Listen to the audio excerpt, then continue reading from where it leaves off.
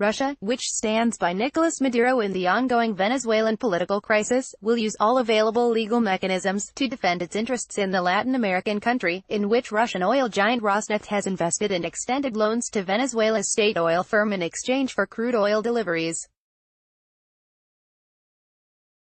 Russia will defend its interests in Venezuela within the international law using all mechanisms available to us, Dmitry Peskov, spokesman for Russia's President Vladimir Putin, told Russian media on Tuesday.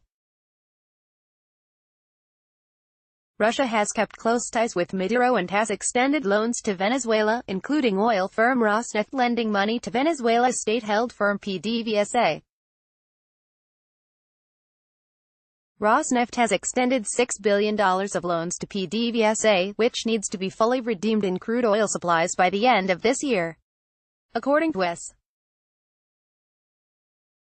The Russian company also has 5 joint upstream projects with PDVSA in Venezuela. However, the U.S. Treasury slapped another round of sweeping sanctions against PDVSA on Monday, in order to help prevent further diverting of Venezuela's assets by Maduro and preserve these assets for the people of Venezuela, the U.S. backed last week Juan Guaido, the chairman of the National Assembly, as the legitimate president of Venezuela. After Guaido declared himself interim president, the path to sanctions relief for PDVSA is through the expeditious transfer of control to the interim president or a subsequent, democratically elected government, Secretary of the Treasury Stephen T. Mnuchin said.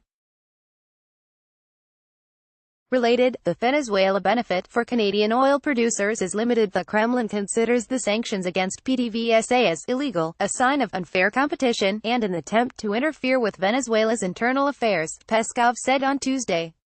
Russia is assessing the potential consequences of the sanctions on PDVSA for Moscow, Peskov added.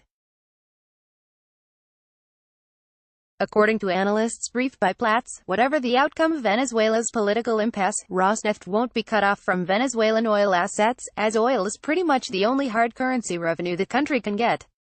An analyst at a Western bank estimates Rosneft's assets in Venezuela at up to $2.5 billion, plus another $2.5 billion in crude supplies for the loan to PDVSA, the worst-case scenario, which is unlikely to materialize, under which Rosneft loses all the money it invested in Venezuela, would be biting but not critical for the company, with quarterly free cash flow at over $4 billion, the analyst told Platts. By Svetlana Peruskova for oilprice.com or top reads from oilprice.com.